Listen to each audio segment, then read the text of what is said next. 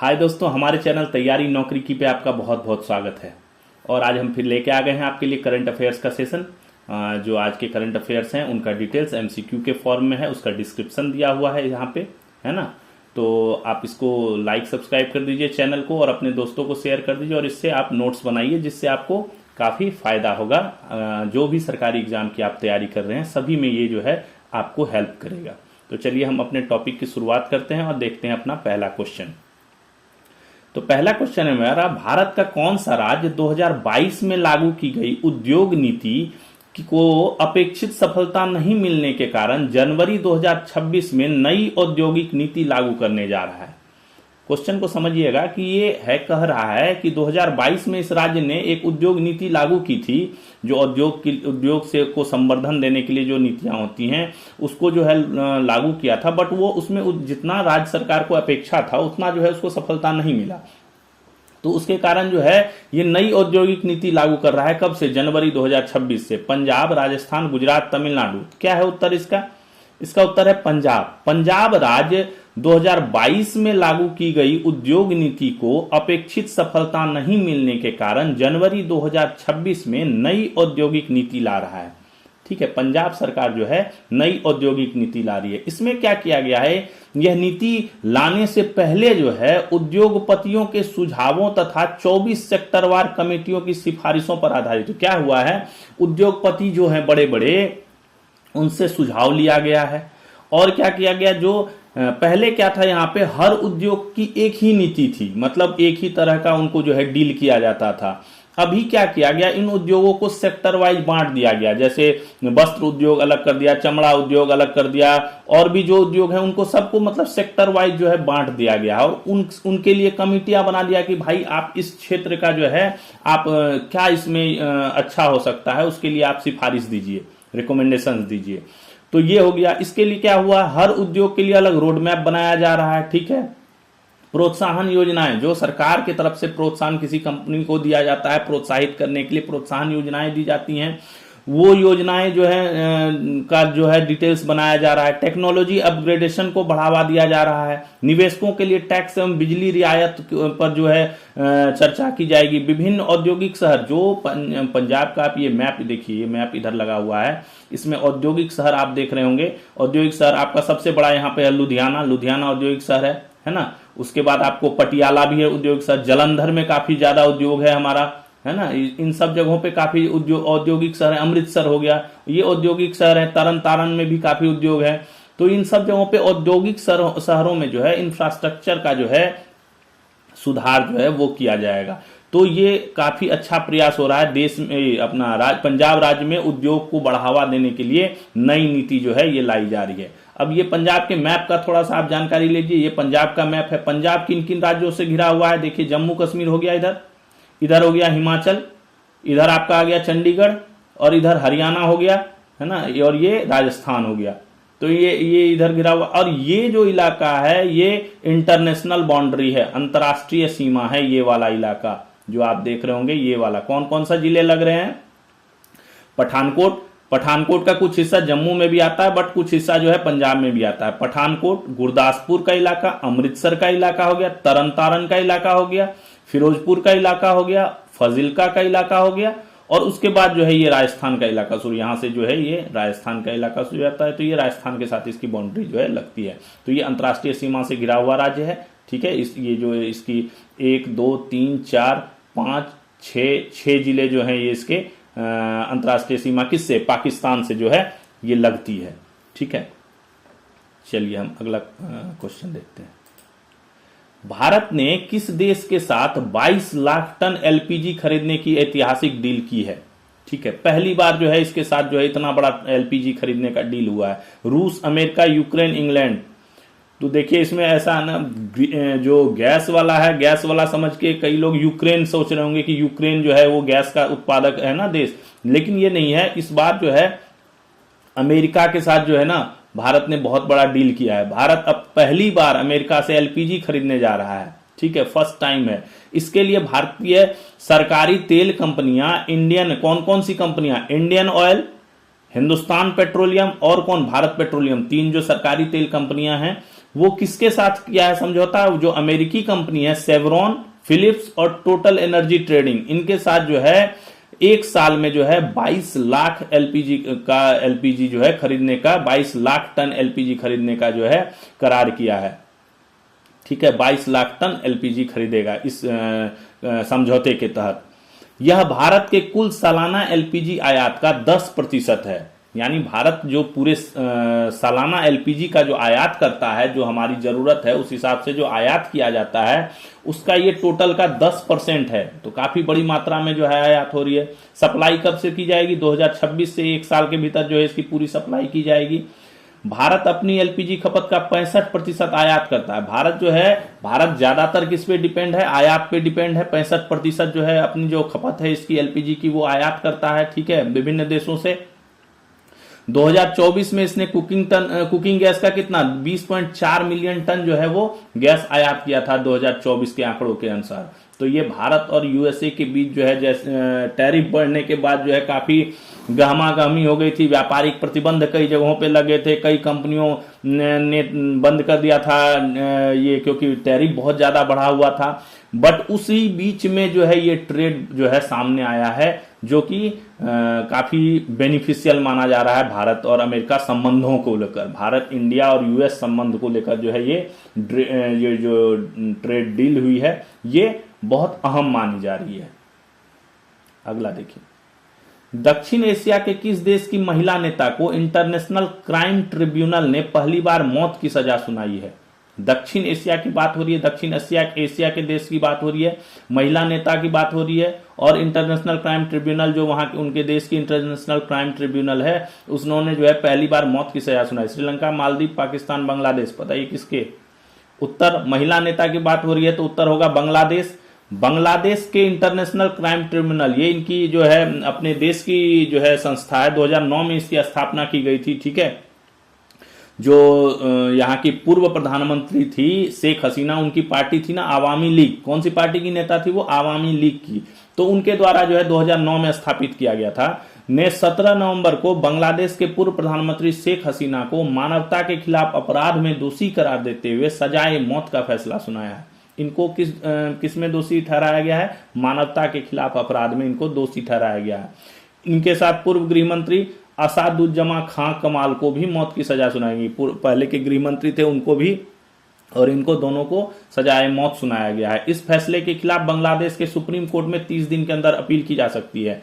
ये जो फैसला दिया गया है इसके तहत जो है जो दोनों को मिला है ये अपील कर सकते हैं। 30 दिन का टाइम होता है इसमें, बट इसके लिए जो है फिजिकली प्रेजेंट रहना जरूरी है। बट अभी शेख हसीना कहाँ पे है? इसने जो है 5 अगस्त 2024 को इस्तीफा दे दिया था वहां के सरकार से, और भारत में जो है राजनीतिक शरण ले रखी है। भारत में ये आवामी लीग पार्टी की नेता है। बांग्लादेश ने 2013 की संधि का, जब ये हो गया डिसीजन आया है, उसके बाद बांग्लादेश ने जो है 2013 की संधि का हवाला देते हुए भारत से शेख हसीना के प्रत्यार्पण की मांग की है। भारत को बोला है कि हमें जो है लौटा दिया जाए, परंतु भारत इसके लिए बाध्यकारी नहीं है। लेकिन भारत जो है ये नहीं है कि उसने कह दिया तो वापस कर देगा, नहीं।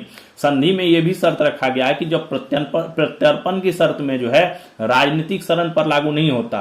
यानी जब कोई नेता अगर किसी देश में, हमारे कंट्री की बात हो रही तो हम अपनी कंट्री की बात करते हैं कि हमारे कंट्री में अगर कोई राजनीतिक शरण ले लेता है तो उसको जो है प्रत्यर्पण जो है नहीं किया जाएगा। ठीक है, ये उस शर्त में लिखा हुआ है। राजनीतिक शरण पे जो है ये लागू नहीं होता है। और भी चीजें हैं इसमें।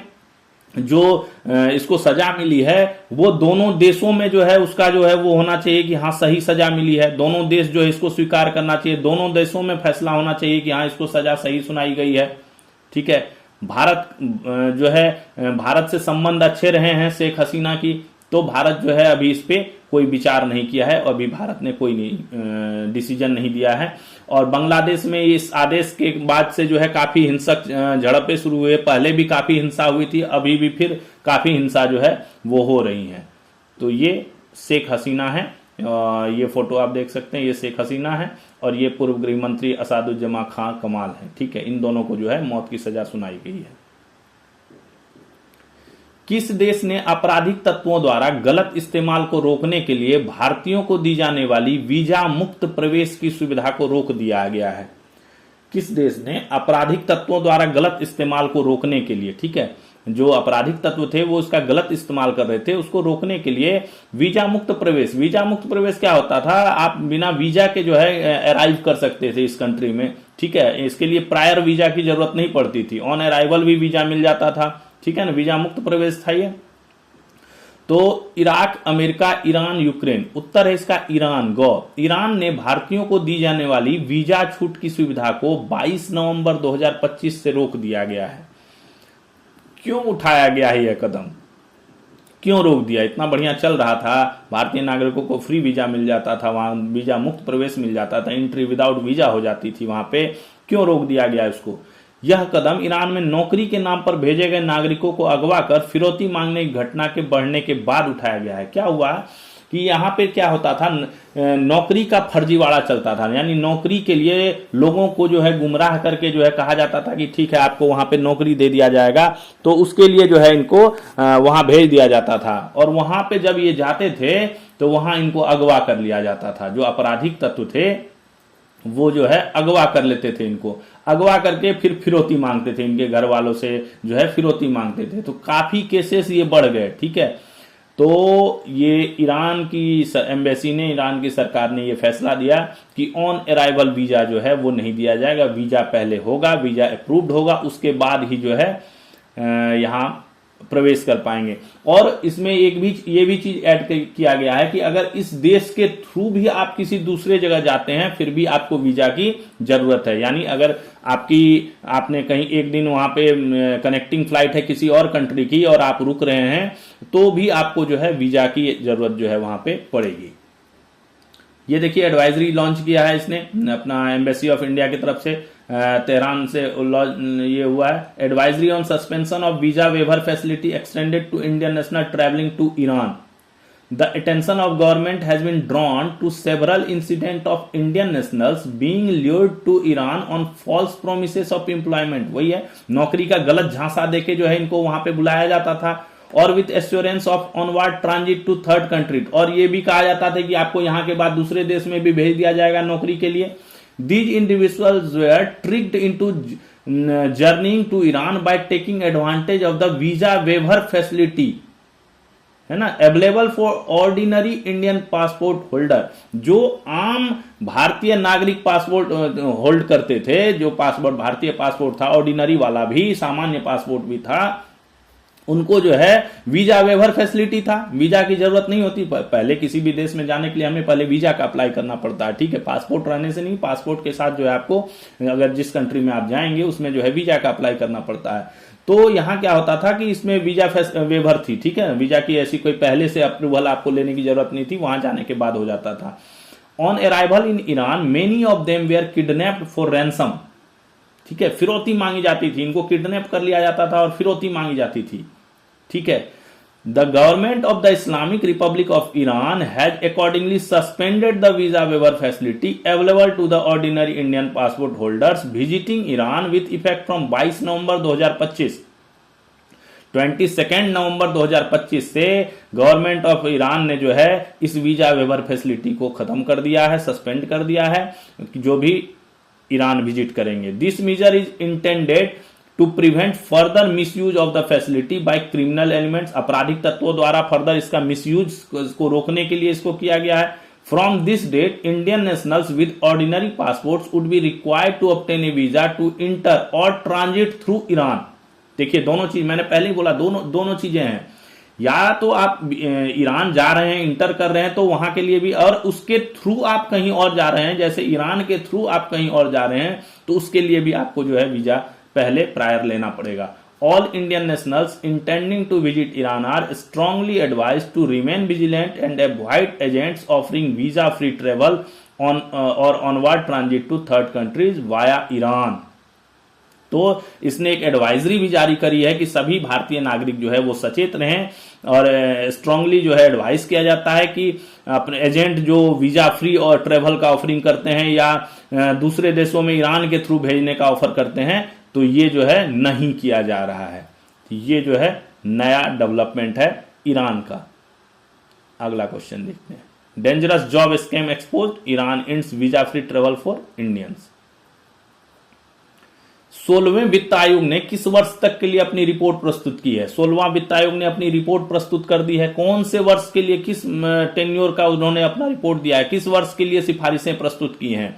2025 से 30 का, 2026 से 31 का, 2027 से 32 का, 2030 से 35 का। कब के लिए? उत्तर है इसका ख, 2026 से 2031 के लिए। 17 नवंबर को 16वें वित्त आयोग ने वर्ष 2026 से 2031 के लिए अपनी रिपोर्ट राष्ट्रपति को प्रस्तुत कर दी है। राष्ट्रपति कौन है? श्रीमती द्रौपदी मुर्मू। यह केंद्र एवं राज्यों के बीच करों के बंटवारे का फॉर्मूला तय करेगी। क्या करता है वित्त आयोग का? तो बेसिकली काम यही है ना कि जो केंद्र और राज्य के बीच जो है करों का जो बंटवारा होता है उसको डिफाइन करना, और जो फंड वगैरह जो डिस्ट्रीब्यूट होते हैं राज्यों को जो दिए जाते हैं, वित्तीय योजना की जो होती हैं उनको जो है डिस्क्राइब करना, उसके लिए सिफारिशें देना, यही मेन इनका काम है। तो इसके लिए जो है इसने जो है अपनी सिफारिशें प्रस्तुत कर दी हैं राष्ट्रपति को। ठीक है। इस आयोग के चेयरमैन कौन थे? अरविंद पनगढ़िया थे। और सचिव कौन थे? ऋत्विक रंजनम पांडे। ये वित्त आयोग का गठन संविधान में ये प्रस्तावना है इसकी, संविधान के अनुच्छेद 280 के तहत इसका प्रावधान है कि वित्त आयोग का गठन किया जाएगा। राज्य एवं केंद्र के बीच जो है करों का बंटवारा और वित्तीय योजनाओं के फंड के डिस्ट्रीब्यूशन के रिगार्डिंग। ठीक है। नियुक्ति राष्ट्रपति के द्वारा की जाती है इसकी, और इसमें एक अध्यक्ष होते हैं और 4 सदस्य होते हैं। ठीक है। तो ये वित्त आयोग जो 16वां वित्त आयोग है इसकी जो है ये सिफारिशें जो है, रिपोर्ट जो है वो अभी जमा कर दी गई है। अगला देखिए, किस देश के टेनिस खिलाड़ी ने एटीपी फाइनल्स का खिताब जीत लिया है? एटीपी फाइनल्स का खिताब जीत लिया। Italy, Spain, Argentina, America. तो इटली के टेनिस खिलाड़ी कौन? Jannik Sinner. कौन? जेनिक सिनर ने विश्व के नंबर 1 टेनिस खिलाड़ी अभी बने थे ये। स्पेन के कार्लोस अल्कारोज, अभी मैंने 4-5 दिन पहले जो सेशन लिया था उसमें इसका चर्चा किया था डिटेल्स में। कार्लोस अल्कारोज जो है वो सबसे उम्रदराज जो है वो नंबर 1 बन गए, और साल के अंत में जो है ये दूसरी बार जो है नंबर 1 टेनिस खिलाड़ी बने हैं। इससे पहले भी एक बार वो टेनिस खिलाड़ी नंबर 1 बने थे। तो इनको जो है इटली के टेनिस खिलाड़ी जेनिक सिनर ने हरा के इस बार एटीपी फाइनल्स का खिताब जो है जीत लिया है। सिनर 24 साल के हैं और इन्होंने इस 24 साल की उम्र में 24वां ट्रॉफी जो है जीत लिया है। ठीक है। इटली के खिलाड़ी हैं जेनिक सिनर। बिहार विधानसभा चुनाव 2025 में जीते हुए विधायकों में महिलाओं की भागीदारी कितने प्रतिशत है? ये क्वेश्चन ये कह रहा है कि जो अभी बिहार विधानसभा चुनाव हुए हैं उसका रिजल्ट हो गया है ना, 14 नवंबर को हो गई। सबसे बड़ी पार्टी बीजेपी उभरी है, उसके बाद जदयू को आया है वोट, है ना। तो ये कह रहा है कि ये जो टोटल कितनी सीटें हैं बिहार विधानसभा में, 243 सीटें हैं। तो इन 243 सीटों में जो विधायक जीते हैं उसमें महिलाओं की भागीदारी कितने प्रतिशत है, यानी कितने महिलाएं हैं, कितना प्रतिशत महिलाओं का है ना। 5%, 10%, 12%, 15%, कितना प्रतिशत आरक्षण है महिलाओं को? 33% का है ना। विधेयक पास है, इसका संविधान संशोधन हो रखा है 33% का केंद्र और राज्य विधानसभा में। अभी वर्तमान में क्या स्थिति है? तो इस बार के इसमें जो है ये स्थिति 12% है। बिहार विधानसभा चुनाव 2025 में जीते हुए कुल विधायकों में से महिलाओं की भागीदारी 12% है। इनकी कुल संख्या 243 टोटल में से 29 जो है महिलाएं हैं, 29 महिलाएं जीत गई हैं। पिछला विधानसभा जो था यानी 2020 वाला जो इलेक्शन था उसमें यह संख्या 26 थी। तो 3 महिला विधायक इस बार जो है ज्यादा आई हैं। ठीक है, प्रतिशत जो है बढ़ा है। डिफेंस थिएटर नेटवर्क में रिलीज होने वाली पहली फिल्म कौन सी है? डिफेंस थिएटर नेटवर्क क्या होता है हम आपको अभी डिटेल्स में बताएंगे। Defence theatre network 120 Bahadur, Sam Bahadur, LOC Kargil, Uri the surgical strike, कौन सी है? क्या लग रहा है आपको कौन सा होना चाहिए? सारी फिल्में देशभक्ति के ऊपर हैं और डिफेंस की जहां बात हो रही है तो रक्षा क्षेत्र की बात हो रही है तो डिफेंस से रिलेटेड फिल्म ही उस पर रिलीज की जाएंगी। तो इसका उत्तर है क, 120 बहादुर। फरहान अख्तर की वार फिल्म है, लड़ाई की ये फिल्म है। ठीक है, 120 बहादुर पहली भारतीय फिल्म है जो डिफेंस थिएटर नेटवर्क में रिलीज की जाएगी। तथा देश की सेना से जुड़े 800 से ज्यादा सिनेमा घरों के इस नेटवर्क के जरिए देश के सैनिकों एवं उनके परिवारों तक पहुंचेगी। यह है 120 बहादुर का पोस्टर। ठीक है, 120 बहादुर फिल्म जो है ये पहली भारतीय फिल्म है जो डिफेंस थिएटर नेटवर्क जो है उसके थ्रू जो है ये इसको जो है रिलीज किया जा रहा है, जिससे ये जो है जो सुदूर इलाके में अपने सैनिक कार्यरत हैं, उनके परिवार रह रहे हैं, उनके परिवार भी इसको जो है देख सकें। यह फिल्म किस पे आधारित है? 1962 की भारत चीन लड़ाई के जो रेजांगला की लड़ाई हुई थी उस पे आधारित है। उसमें जो है 120 भारतीय जवानों ने जो है 3000 चीनी सैनिक का जो है डटकर मुकाबला किया था। ठीक है, तो ये उस कहानी पे आधारित है, उस लड़ाई पे आधारित है ये फिल्म। ठीक है, डिफेंस थिएटर नेटवर्क क्या है ये बताते हैं आपको। यह तीनों सेनाओं की सुरक्षित और आधुनिक संचार प्रणाली है। ठीक है, कम्युनिकेशन टेक्नोलॉजी है जिसके माध्यम से दूर दराज के इलाकों में तैनात सैनिकों और उनके परिवारों को मनोरंजन प्रदान करती है। ठीक है, तो यही डिफेंस थिएटर नेटवर्क है, इसी के थ्रू जो ये पहली फिल्म है जो रिलीज की जा रही है। विशेषकर ये जो है भारतीय सेना को समर्पित है, भारतीय सेना के जवानों को समर्पित है, जिससे हमारे जवान जो है जो सुदूर इलाकों में है उनके परिवार हैं वो जो है इसको देखें और अपने आप पे गर्व महसूस करें, उसके लिए है बेसिकली। अगला क्वेश्चन, संतोष ट्रॉफी किस खेल से संबंधित है? संतोष ट्रॉफी जानते होंगे आप, हॉकी, बास्केटबॉल, फुटबॉल, पोलो किससे संबंधित है? बहुत पुराना ट्रॉफी है ये, बहुत सम्मानित प्रतिष्ठित ट्रॉफी है ना। तो ये संबंधित है फुटबॉल से। संतोष ट्रॉफी फुटबॉल से संबंधित है। इसकी शुरुआत 1941 में भारतीय फुटबॉल संघ द्वारा की गई थी। ये जो है 1941 से चलता आ रहा है, तो काफी पुराना है, अपने आजादी से पहले के समय से चला आ रहा है।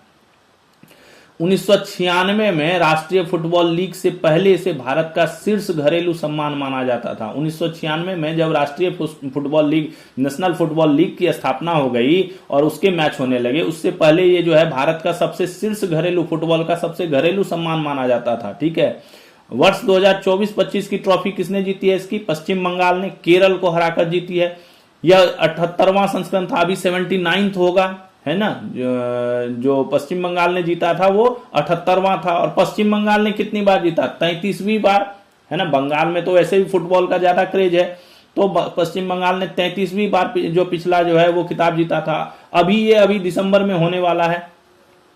हाल इसमें क्या एक डेवलपमेंट हुआ है, अभी हाल ही में ऑल इंडिया फुटबॉल फेडरेशन ने क्या कहा है कि जो 79th national football championship for Santosh trophy होगा उसमें कुछ नए नियम जोड़ दिए हैं। उसमें कहा है कि टीम का जो है 22 प्लेयर का सिलेक्शन किया जाए। ठीक है, तथा उसमें कहा है कि वही खिलाड़ी उस टीम से खेलेगा जिसका बर्थ जो है उस राज्य में हुआ हो। यानी पहले क्या होता था, जैसे कोई आदमी पंजाब टीम से खेल रहा है और वो रहता था नॉर्थ ईस्ट का, क्योंकि नॉर्थ ईस्ट की तरफ फुटबॉल की ज्यादा वो है, क्रेज है, ज्यादा खिलाड़ी हैं उधर से, तो टीम है पंजाब की और खिलाड़ी खेल रहा है नॉर्थ ईस्ट का।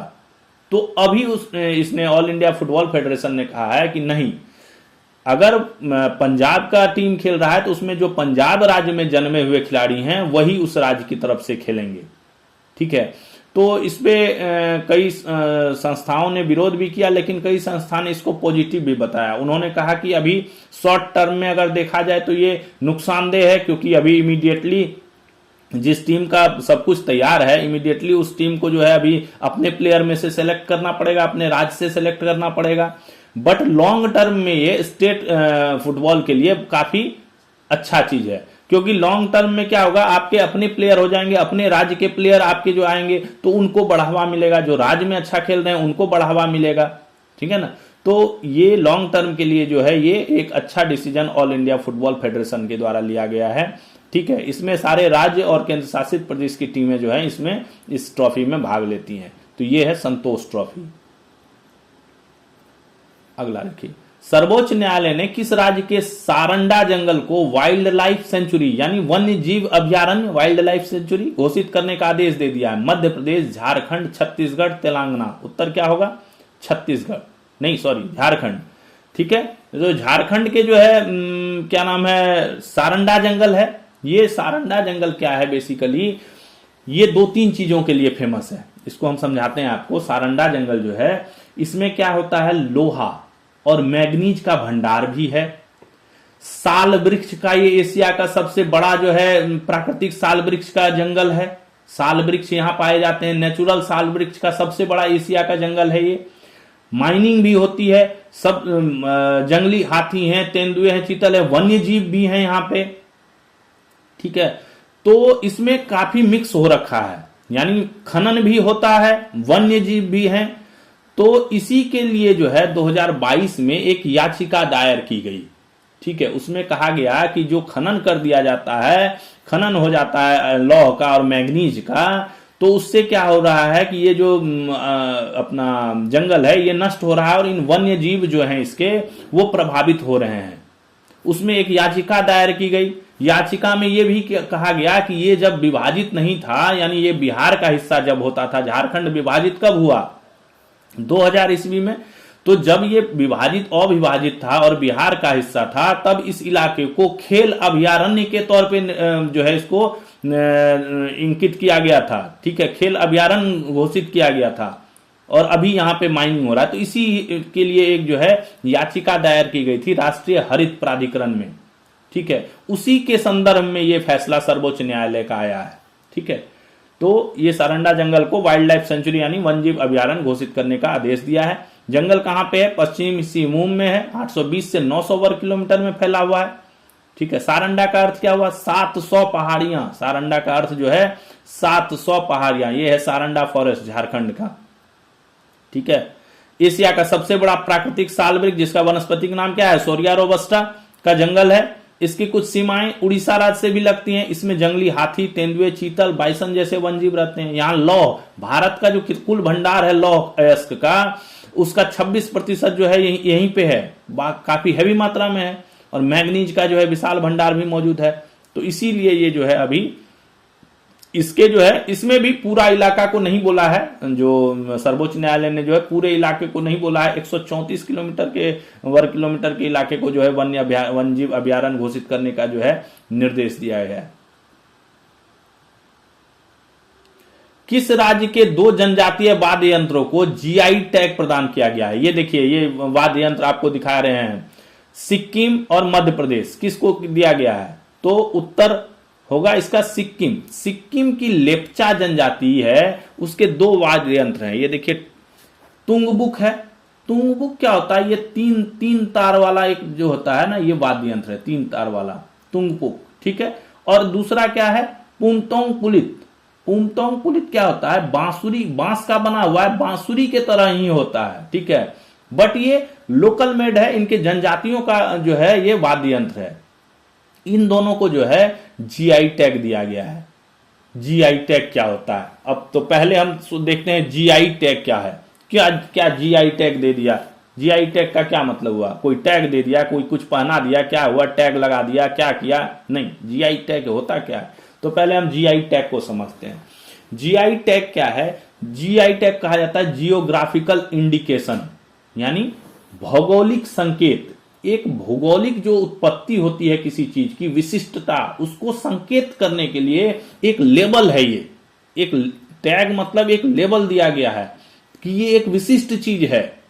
ये उस इलाके की भौगोलिकता को प्रदर्शित करता है, उत्पाद की प्रामाणिकता को प्रदर्शित करता है, उस क्षेत्र की विरासत को प्रदर्शित करता है।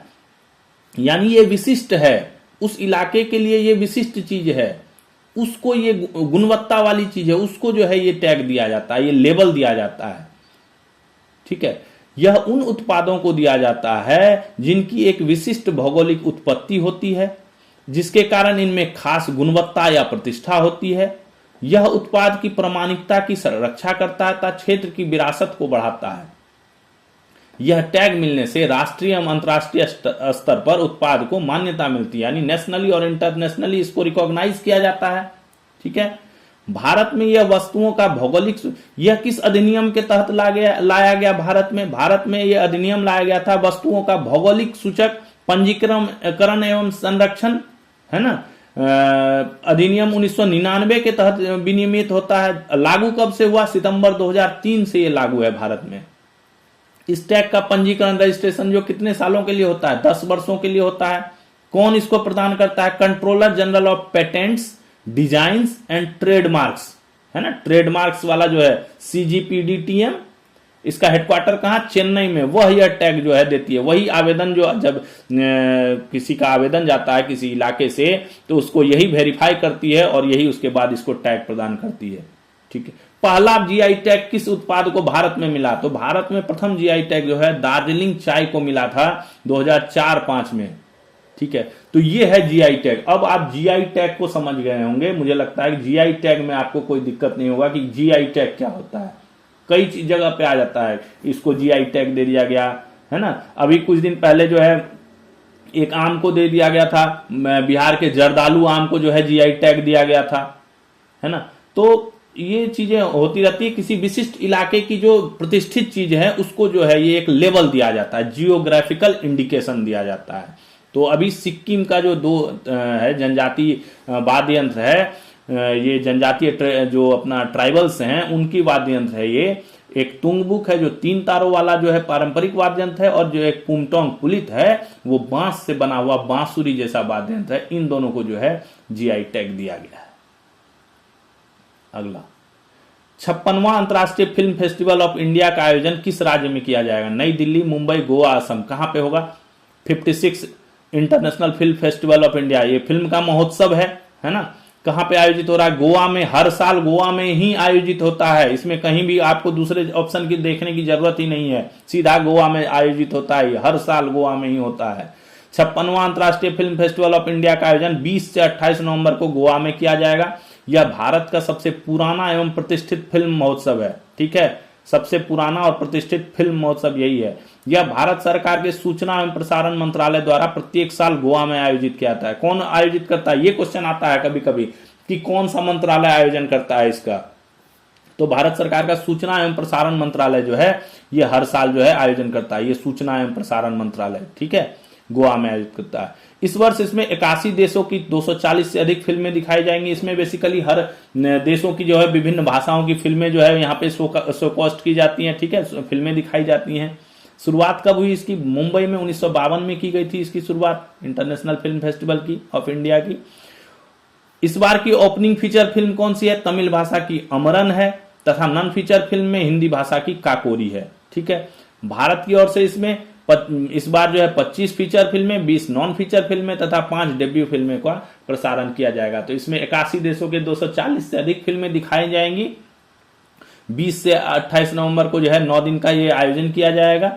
ठीक है, तो इसके ये गोवा में आयोजित होता है, ये आप ध्यान रखिए। अगला क्वेश्चन देखिए, टेस्ट क्रिकेट में 4000 रन तथा 300 से अधिक विकेट लेने वाले दूसरे भारतीय क्रिकेटर कौन है, दूसरे कौन है, पहला नहीं पूछ रहा है, दूसरा पूछ रहा है। कपिल देव, रविंद्र जडेजा, जसप्रीत बुमराह, हार्दिक पांड्या, कौन है दूसरा, उत्तर है रविंद्र जडेजा। भारत के ऑलराउंडर रविंद्र जडेजा ने टेस्ट क्रिकेट में 4000 रन तथा 300 विकेट से ऊपर का आंकड़ा जो है वो पार कर लिया है। ठीक है, 4000 रन भी बना लिया और 300 से ज्यादा विकेट भी ले लिया है। तो ऐसा करने वाले वे भारत के दूसरे, इंडिया का सेकेंड तथा विश्व का कैवां, चौथे खिलाड़ी हो गए हैं।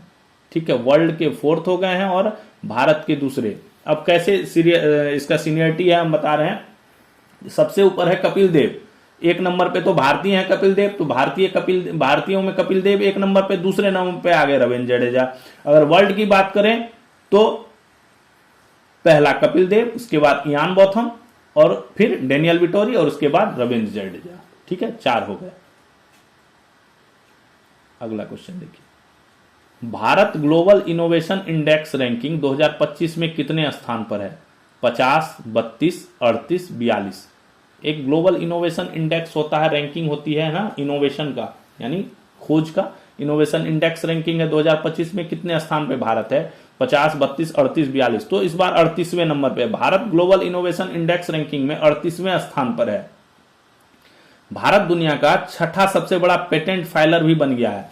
क्या है ना कि पेटेंट कब फाइल किया जाता है, जब कोई शोध होती है, किसी चीज का जो नया शोध होता है उसका पेटेंट कराया जाता है, जो शोधकर्ताओं द्वारा पेटेंट कराया जाता है, कंपनियों द्वारा पेटेंट कराया जाता है, कोई जो ग्रुप में मिलके बनाता है उनके द्वारा पेटेंट कराया जाता है, फाइल की जाती है कि ये मेरा एक अधिकार होता है ना पेटेंट, वही पेटेंट फाइल। तो भारत दुनिया का सबसे ज्यादा जो है छठा वो हो गया है। इसमें जो है जो अभी आंकड़े आए हैं 23-24 के आंकड़े आए हैं, उसमें 64,000 से ज्यादा पेटेंट फाइल हुई, यानी इतना इनोवेशन हुआ, नई खोजें हुई जिनको पेटेंट किया गया, जिनको जो है लोगों ने अधिकृत किया। ठीक है, तो भारत अभी जो है बहुत ऊपर जा रहा है इसमें। गल्फ कोऑपरेशन काउंसिल में कितने सदस्य देश हैं? गल्फ कोऑपरेशन काउंसिल जीसीसी, पता होगा आपको जीसीसी में कितने सदस्य देश, मेंबर कंट्रीज? 10, 6, 5, 8। उत्तर है 6। कौन कौन है देखिए। गल्फ कोऑपरेशन काउंसिल जीसीसी एक क्षेत्रीय समूह है जो कौन सा खाड़ी का देश जो है ना, गल्फ खाड़ी का देश जो है, उस 6 देशों का ही एक समूह है। 6 देश हैं इसमें। बहरीन, ये देखिए आपको मैंने मैप लगा के दिखाया है, ये मेन हो गया सऊदी अरबिया, ठीक है, संयुक्त अरब अमीरात, इसके बगल वाला है ना, ये जो अपना यूएई के जस्ट बगल वाला ये यूएई है, यूनाइटेड अरब अमीरात का, ये सऊदी अरबिया हो गया। ठीक है, उसके ये इस इलाके में कुवैत हो गया, यहां पे जो ये कॉर्नर पे जो है यहां पे बहरीन हो गया, ये कतर का इलाका, ये छोटा सा जो है ये कतर है, और ये ओमान है, ये जो है ये बड़ा टुकड़ा जो है ये ओमान है। तो ये ओमान और ये यूएई, ओमान के बाद इधर से यूएई हो गया, यहां पे कतर हो गया, फिर बहरीन हो गया और फिर कुवैत हो गया, और सबका केंद्र कहां पे हो गया? ये सऊदी अरबिया में। ठीक है, तो ये 6 जो हैं 1, 2, 3, 4, 5, 6, सऊदी अरब, कुवैत, बहरीन, कतर, यूएई और ओमान, ये 6 जो खाड़ी के देश हैं, ये जो गल्फ खाड़ी के देश हैं, इन्हीं का जो कॉपरेशन एक संगठन बना हुआ है, उसको जो है जीसीसी कहा जाता है, गल्फ कोऑपरेशन काउंसिल। ठीक है, इसका मुख्यालय कहां? सऊदी अरब में है। यहीं पे ये जो केंद्र बिंदु देख रहे हैं ये बड़ा सा, यही केंद्र बिंदु में सऊदी अरब में जो है इसका मुख्यालय है। 1981 में इसकी स्थापना हो गई थी। ठीक है, ये देश क्यों इंपॉर्टेंट हैं, क्या है इनके पास कि ये इतने इंपॉर्टेंस रखते हैं? ठीक है, इनके पास जो है पूरे वर्ल्ड का 30% तेल भंडार इन्हीं कंट्रियों के पास है, जीसीसी के पास ही है। ठीक है, सभी देश इससे आयात निर्यात करते हैं। ठीक है, 20% प्राकृतिक गैस, नेचुरल गैस का भंडार इन्हीं देशों के पास है। ये जो जीसीसी हैं इन्हीं के पास तेल का 30% और गैस का 20% जो है भंडार इन्हीं के पास है, दुनिया का, पूरे वर्ल्ड का। तो इसीलिए ये काफी इंपॉर्टेंट रखते हैं ये जो कंट्रीज हैं जीसीसी के। ठीक है, इन्होंने क्या किया है, अभी ये चर्चा में क्यों आए जीसीसी, अभी इन्होंने एक सिस्टम लागू किया, अभी वन स्टॉप ट्रेवल सिस्टम को मंजूरी दी है, जिससे क्या होगा, खाड़ी देशों में यात्रा सरल हो जाएगी। ठीक है, यहाँ इन इलाकों में जो दुर्गम इलाके हैं ये, इनमें जो है यात्रा को एज करने के लिए, सरल करने के लिए, आसान करने के लिए इन्होंने एक सिस्टम लाया है, वन स्टॉप ट्रेवल सिस्टम। ठीक है, तो यहाँ पे जो है आप ये जीसीसी को देख सकते हैं और ये इसका मुख्यालय है। ठीक है, गल्फ कोऑपरेशन काउंसिल। तो अब मुझे लगता है गल्फ कोऑपरेशन काउंसिल से जो कोई भी क्वेश्चन आएगा तो आपको कोई दिक्कत नहीं होगी। 6 देश आपको याद रखने हैं, है ना। मेन इसका हो गया सऊदी अरब जो केंद्र बिंदु है, जो मुख्यालय है इसका, और उसके बाद 5 राज्य आप याद कर लीजिए इधर से, कुवैत, बहरीन, कतर, यूएई, संयुक्त अरब अमीरात और ओमान। ठीक है, ये 5 इधर और 1 ये 6 है। विश्व के मानचित्र पे भी दिखाया गया, ये विश्व का मानचित्र है। इसमें ये देखिए, ये वाला इलाका जो है ये गल्फ की खाड़ी वाला इलाका है। ठीक है, ये वाला। अगला देखिए, यूक्रेन ने किस देश से 100 राफेल लड़ाकू विमान खरीदने हेतु समझौता किया है? यूक्रेन की तो लड़ाई चल रही थी ना, अभी किससे लड़ाई चल रही थी यूक्रेन की? रूस से काफी लड़ाई चल रही है, अभी भी चल रही है, अभी भी बीच बीच में काफी हमले हो रहे हैं, रूस हमला कर रहा है, यूक्रेन भी हमला कर रहा है। इसी बीच जो है यूक्रेन 100 राफेल लड़ाकू विमान जो है, फाइटर जेट जो राफेल है, वो खरीद रहा है। किससे खरीद रहा है? फ्रांस, अमेरिका, ब्रिटेन, रूस किससे खरीद रहा है?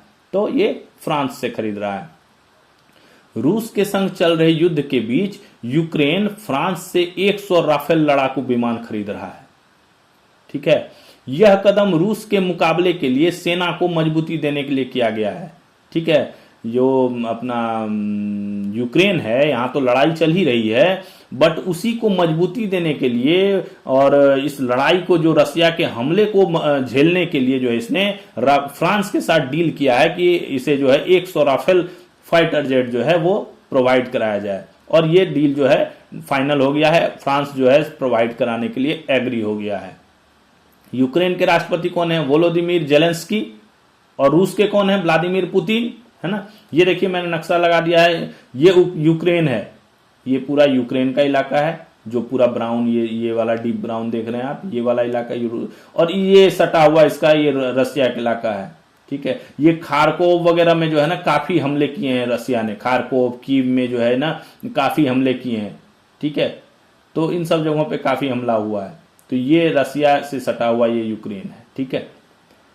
तो अभी इस लड़ाई को मजबूती देने के लिए यूक्रेन ने जो है फ्रांस से 100 राफेल खरीदे हैं। अगला देखिए, किस राज्य में सरकार द्वारा आत्मसमर्पित माओवादियों के पुनर्वास संबंधी पहल से पंडुम कैफे शुरू किया गया? ये देखिए पंडुम कैफे है, नाम लिखा हुआ है पंडुम कैफे, ठीक है। ये कैफे का चित्र मैंने लगाया है। तो ये किस राज्य में जो है अपना शुरू हुआ है और योजना क्या थी? आत्मसमर्पित माओवादियों के पुनर्वास संबंधी पहल से जो है ये कैफे शुरू हुआ है। इससे रिलेटेड एक क्वेश्चन जो है 3-4 दिन पहले 5 दिन पहले के सेशन में जो है मैंने बताया हुआ है काफी डिटेल्स में, इसी से रिलेटेड था और अभी ये शुरू हो गया है। आप ये चेहरा देख रहे होंगे, अगर आप इस चेहरे को पहचान रहे हैं, ये जो यहाँ बैठे हुए हैं या ये जो यहाँ इनोग्रेट कर रहे हैं, अगर आप इसको पहचान रहे हैं तो आप इस क्वेश्चन का उत्तर आसानी से दे पाएंगे, ठीक है। तो इसका उत्तर क्या है? देखिए इसका उत्तर है छत्तीसगढ़। छत्तीसगढ़ के ये कौन है? छत्तीसगढ़ के मुख्यमंत्री हैं कौन? विष्णुदेव साय। विष्णुदेव साय है ये, ठीक है। छत्तीसगढ़ राज्य सरकार द्वारा आत्मसमर्पित माओवादियों के पुनर्वास नीति 2025 के अंतर्गत पंडुम कैफे शुरू किया गया है, ठीक है।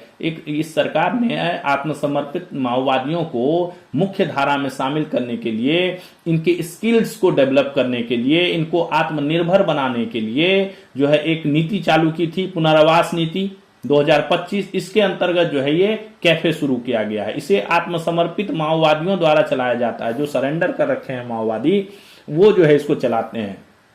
उद्घाटन जो है इसका जो है अपना मुख्यमंत्री जी ने किया, श्री विष्णुदेव साय ने। ये उन्हीं को जो है सर्व कर रही हैं, ये आत्मसमर्पित माओवादी हैं। ये जो आप देख रहे हैं यहाँ पे ये सरेंडर्ड माओवादी हैं, इनको ट्रेंड किया गया है, आत्मनिर्भर बनाया गया, ये सर्विस के लिए ट्रेंड किया गया है, इनको जो अतिथि सेवा सहयोग में इनको प्रशिक्षण दिया गया है। इस नीति के तहत छत्तीसगढ़ में आत्मसमर्पित माओवादियों को जगदलपुर के समीप अड़ावल स्थित लाइवलीहुड कॉलेज में अतिथि सेवा सहयोगी का विशेष व्यावसायिक ट्रेडिशनल इनको जो है ट्रेनिंग दी जाती है, ठीक है। यानी गेस्ट मैनेजमेंट, गेस्ट का सर्विस का मैनेजमेंट जो है वो कैसे किया जाए उनकी ट्रेनिंग जाती है। उसी के तहत ये जो है कैफे शुभारंभ हुआ है और ये जो है आत्मसमर्पित माओवादियों को मुख्य धारा से जोड़ने के लिए, आत्मनिर्भर बनाने के लिए छत्तीसगढ़ सरकार की ये नीति है जो चल रही है। एशियन तीरंदाजी चैंपियनशिप में भारतीय तीरंदाजी टीम को कुल कितने पदक प्राप्त हुए? 15, 10, 12, 5 टोटल पदक कितने मिले? तो 10 पदक टोटल प्राप्त हुए। डिटेल्स देखिए, ढाका में आयोजित एशियन तीरंदाजी चैंपियनशिप में भारतीय तीरंदाजी टीम को कुल 10 पदक मिले। 6 गोल्ड, 3 सिल्वर और 1 ब्रॉन्ज, 1 कांस्य मिला है, ठीक है। किसको किसमें मिला ये भी डिटेल्स मैंने लिख दिया है। महिला रिकर्व में जो स्वर्ण मिला है वो अंकिता भावगत को मिला है और दक्षिण कोरिया की इसने सुहेयान को हरा दिया था, ठीक है, नाम सुहेयान को हरा दिया था। पुरुष रिकर्व में जो गोल्ड है वो धीरज बोम्मा देवारा को मिला। महिला टीम का जो है रिकर्व टीम का, उसमें अंकिता की टीम थी वो कोरिया की टीम को हराई। कंपाउंड श्रेणी में 3 का चर्चा में था, मैंने पिछले क्वेश्चन में भी पूछा, पिछले सेशन में। दीप शिखा, ज्योति सुरखा और पृथिका प्रदीप, इसने कोरिया को हराकर कंपाउंड श्रेणी में गोल्ड जीता था। कंपाउंड मिक्स श्रेणी में अभिषेक वर्मा और दीप शिखा ने बांग्लादेश को हराया था। पुरुष कंपाउंड टीम में कजाकिस्तान के साथ मुकाबले में भारत को रजत पदक मिला था। तो इसी तरह जो है 6 स्वर्ण, 3 रजत और 1 कांस्य लेके 10 पदक लेके इस बार जो है भारत ने जो है पहली बार इतना पदक जो है एशियन तीरंदाजी चैंपियनशिप में लाया है, ठीक है। और दक्षिण कोरिया का जो है काफी तगड़ा रिकॉर्ड था, उसको जो है इस बार उसने ब्रेक किया, उसके कई टीमों को हराकर। तो ये काफी अच्छा प्रदर्शन किया गया है। आईपीएल टीम राजस्थान रॉयल्स ने किसे अपना नया मुख्य कोच नियुक्त किया है? नया कोच बना दिया है। आईपीएल राजस्थान रॉयल्स टीम है ना जो आईपीएल खेलती है, उसने जो है अपना नया हेड कोच नियुक्त किया। Rahul Dravid, Shane Watson, Kumar Sangakkara, Anil Kumble. किसको किया है? कुमार संगकारा, अपना श्रीलंका के हैं Kumar Sangakkara. IPL team Rajasthan Royals ने राहुल द्रविड़ के स्थान पर श्रीलंका के कुमार संकारा को अपना मुख्य हेड कोच जो है नियुक्त किया है। क्या था, राहुल द्रविड़ के साथ जो है चल रहा था काफी लंबा इनका, ठीक है। बीच में ये भी कुमार संकारा एक बार पहले भी आए थे, फिर बीच में राहुल द्रविड़ आ गए। 25 तक इनका पूरा अनुबंध था, लेकिन बीच में ही जो है अभी कुमार संकारा का जो है इनको हेड कोच जो है नियुक्त कर दिया गया है। डीआरडीओ ने किस राज्य के विश्वविद्यालय के साथ राष्ट्रीय सुरक्षा हेतु स्मार्ट सैन्य तकनीक विकसित करने के लिए एमओयू साइन किया है? किसके साथ? आपको अभी देखिए यहाँ पे मैंने वो फोटो लगा दिया, उससे पता चल जाएगा। असम, नई दिल्ली, गुजरात, उत्तर प्रदेश, ठीक है। किस राज्य का विश्वविद्यालय है ये? असम, गुजरात, नई दिल्ली, उत्तर प्रदेश। गति शक्ति विश्वविद्यालय यहाँ पे लिखा हुआ भी आ रहा है, इससे आपको पता चल जाएगा कि ये किस राज्य का है। तो ये गुजरात का है, गुजरात के वडोदरा में है ये।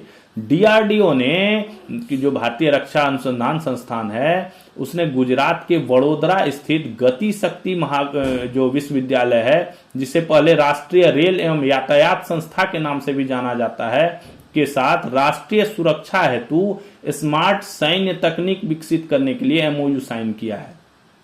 क्या चीज के लिए साइन किया है? देखिए आपको हम डिटेल्स बताते हैं।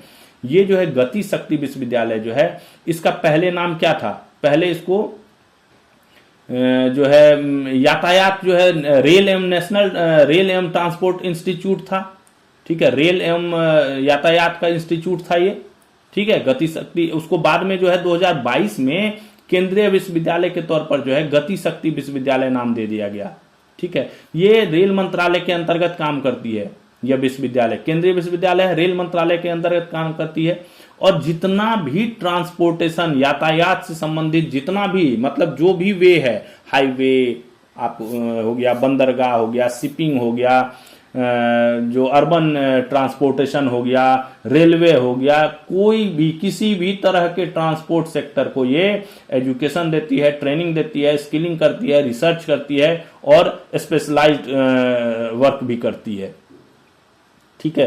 तीनों सेनाओं के साथ इसके काफी अच्छे संबंध हैं। लॉजिस्टिक और सप्लाई चेन शोध क्षेत्र करती है, ठीक है।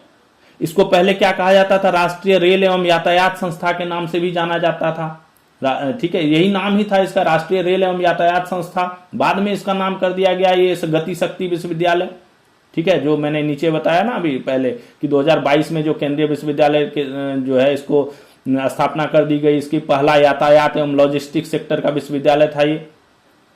तो इसके साथ जो है डीआरडीओ ने जो है एमओयू साइन किया है। किस लिए? तो नेशनल सिक्योरिटी के लिए स्मार्ट डिफेंस टेक्निक बनाने के लिए, यानी नेशनल सिक्योरिटी के लिए जो स्मार्ट डिफेंस, जो एआई वगैरह होती हैं, उन सब को मिला करके जो है एक स्मार्ट डिफेंस टेक्निक्स बनाया जाए जिससे नेशनल सिक्योरिटी में इंप्रूवमेंट हो। इसके लिए जो है एमओयू, मेमोरेंडम ऑफ अंडरस्टैंडिंग जो होता है वो जो है साइन किया गया है। इस विश्वविद्यालय के कुलपति कौन है? अश्विनी वैष्णव जो रेल मंत्री हैं वो हैं। और डीआरडीओ के अध्यक्ष कौन है? Doctor Sameer V Kamat. NASA ने आर्टेमिस 2 मिशन को किस वर्ष लॉन्च करने का लक्ष्य रखा है? आर्टेमिस 2 चर्चा में है अभी। आर्टेमिस 2 26, 27, 28, 29 कब तक लॉन्च करने का टारगेट रखा है? तो उत्तर है 26 में लॉन्च करने का टारगेट है आर्टेमिस 2 को। आर्टेमिस 2 है क्या? नासा ने आर्टेमिस 2 मिशन को 2026 में लॉन्च करने का लक्ष्य रखा है, ठीक है। ये क्या है? मानव युक्त चंद्र मिशन है। सिंपली समझिए इसको, ये मानव युक्त है, यानी इसमें मानव भी जाएगा। 4 एस्ट्रोनॉट जाएंगे और 10 दिन तक जो है वो चंद्रमा की कक्षा का जो है परिक्रमा करेंगे, चक्कर लगाएंगे। इसमें चंद्रमा की सतह पे कोई लैंडिंग नहीं होगी, कोई सॉफ्ट लैंडिंग या लैंडिंग नहीं होगी। चंद्रमा की सतह पे कोई लैंडिंग नहीं होगी किसी भी चीज की। सिर्फ ये उसकी कक्षा में 10 दिन तक चक्कर लगा के जो है वापस आ जाएंगे। फ्लाई बाय मिशन है तथा यह लगभग 50 साल बाद मनुष्य को चंद्रमा के पास ले जाएगा। सिर्फ चंद्रमा के नजदीक जाके उसके चक्कर लगा के 10 दिन में 4 अंतरिक्ष यात्री जो है वो वापस आ जाएंगे इस आर्टेमिस 2 मिशन के तहत। इस मिशन में स्पेस लॉन्च सिस्टम तथा ओरियन यान का उपयोग किया जाएगा, ठीक है। यह फ्लोरिडा के केनेडी स्पेस सेंटर से प्रक्षेपित किया जाएगा। जो फ्लोरिडा में केनेडी स्पेस सेंटर है नासा का, वहां से ये लॉन्च किया जाएगा, ठीक है। ओरियन यान होगा, इसमें स्पेस लॉन्च सिस्टम होगा। इसमें अंतरिक्ष यात्री कौन कौन है? तो 4 का जो सेलेक्ट हुए हैं वो है Reid Wiseman, Victor Glover, Christina Koch एवं कनाडियन स्पेस एजेंसी के जेरेमी हेंसेंस इसमें शामिल हैं। ये चारों जाएंगे 10 दिन तक चंद्रमा की कक्षा में परिक्रमा करेंगे। ठीक है, तो ये नासा का डेवलपमेंट है आर्टेमिस 2 का, जो 26 में लॉन्च करने का। ये पहले जो है ना बहुत पहले लॉन्च करने का प्लान था इसका, 2023 के आसपास ही लॉन्च करने का प्लान था, बट इसको जो है किसी कारणवश जो आगे बढ़ा दिया गया। अब ये 2026 में लॉन्च होने के लिए तैयार हो रखा है। अगला क्वेश्चन देखिए, 44वां अंतर्राष्ट्रीय व्यापार मेले का आयोजन कहां किया जा रहा है? 44वां अंतर्राष्ट्रीय व्यापार मेला गुजरात, नई दिल्ली, मुंबई, कोलकाता, कहां किया जा रहा है? तो नई दिल्ली में भारत मंडपम में किया जा रहा है। 14 से 27 नवंबर के बीच होगा। पार्टनर राज्य कौन कौन है? बिहार, महाराष्ट्र, राजस्थान, उत्तर प्रदेश। ठीक है, फोकस राज्य कौन सा होगा इस बार? झारखंड फोकस्ड राज्य है, इस पे फोकस ज्यादा रहेगा। थीम क्या है? एक भारत श्रेष्ठ भारत, और इसमें 12 देश एवं 30 राज्य शामिल हो रहे हैं। ठीक है, टोटल 12 देश आउटर कंट्रीज भी हैं, 30 राज्य भी, 30 स्टेट जो है वो शामिल हो रहे हैं। कई साल बाद चीन भी इसमें भागीदारी ले रहा है। तो ये मेला जो है शुरू हो गया है 14 नवंबर से, चलेगा 27 नवंबर तक। ठीक है, फोकस राज्य झारखंड है, 4 राज्य पार्टनर हैं, बिहार, महाराष्ट्र, राजस्थान, उत्तर प्रदेश। थीम है एक भारत श्रेष्ठ भारत। अब आइए कुछ टॉपिक्स हैं जो आपको सिर्फ इंफॉर्मेशन के लिए है, आपको पता होनी चाहिए, इंपॉर्टेंट है, इसीलिए मैंने इसको ये किया है। ये एमसीक्यू फॉर्म में नहीं है, 4-5 ही हैं और ये जानकारी के फॉर्म में है। कोयला मंत्रालय के अंतर्गत एक नवरत्न सार्वजनिक क्षेत्र उद्यम एनएलसी इंडिया लिमिटेड को राजभाषा कार्यान्वयन के प्रति अपनी उत्कृष्ट प्रतिबद्धता के लिए कोयला मंत्रालय द्वारा निष्ठा की प्रतिष्ठा पुरस्कार से सम्मानित किया गया है। ठीक है, राजभाषा कार्यान्वयन क्या है? हिंदी राजभाषा जो है उसके कार्यान्वयन समिति जो है, ठीक है, उसके द्वारा जो है उत्कृष्ट प्रतिबद्धता के लिए जो है कोयला मंत्रालय द्वारा जो है ये पुरस्कार जो है किसको दिया गया? सार्वजनिक क्षेत्र की जो कंपनी है एनएलसी इंडिया लिमिटेड, उसको दिया गया। ठीक है, ये भी कोयला मंत्रालय के अंतर्गत आती है, नवरत्न कंपनी है। ठीक है, निष्ठा की प्रतिष्ठा पुरस्कार दिया गया इसे।